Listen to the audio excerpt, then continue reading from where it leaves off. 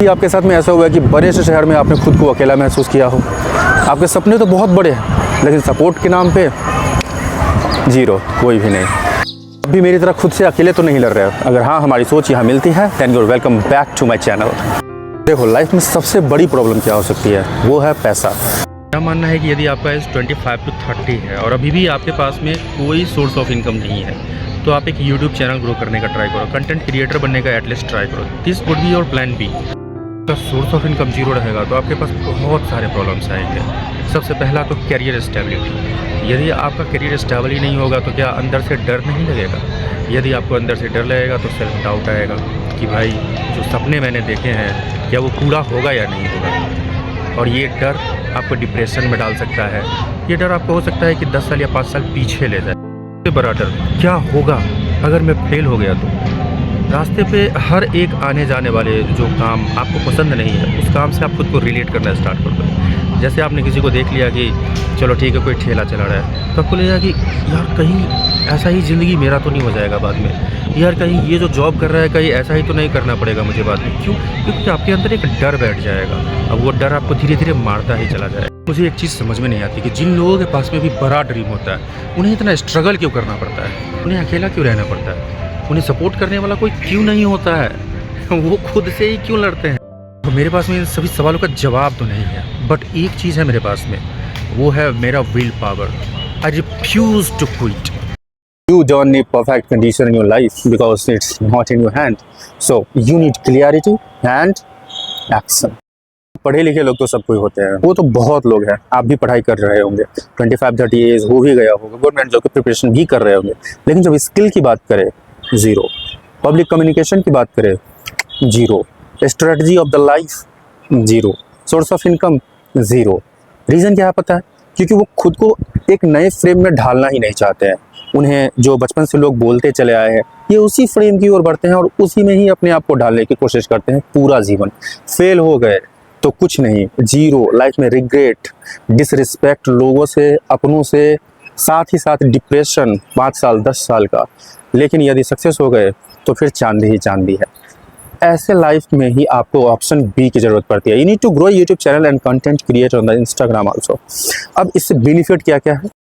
Communication skill सुधरेगा आपका, you will learn how to talk, आपकी फ्लुएंसी अच्छी होगी। मैं बहुत सारे लोगों को देखा जो एमएनसी में जॉब करते हैं, मल्टीनेशनल कंपनीज, जानते होंगे आप सभी लोग। उसमें अगर इंटरव्यू आप देने के लिए जाते हो तो आपको वहाँ कम्युनिकेशन स्किल पे ही जज किया जाता है। आप कितना अच्छा बोल सकते हो, कितनी क्लियरिटी है, प्रोनाउंसिएशन कितने अच्छे हैं आपके। It depends completely upon that. तो गवर्नमेंट जॉब का जो प्रिपरेशन करते हैं जो खास करके बिहार में लोग, उनकी कम्युनिकेशन स्किल इतनी अच्छी नहीं हो पाती है।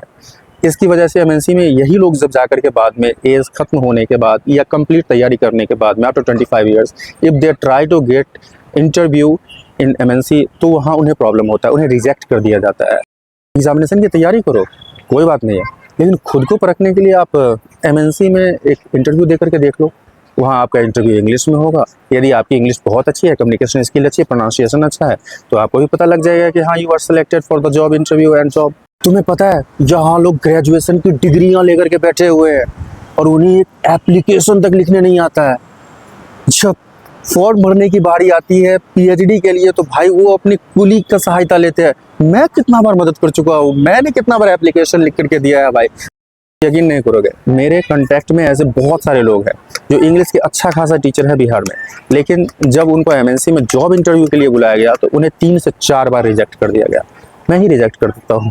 आई am doing my job as an HR, तो मैं ही रिजेक्ट कर देता हूँ। उन्हें अपना इंट्रोडक्शन भी ठीक से नहीं देना आता।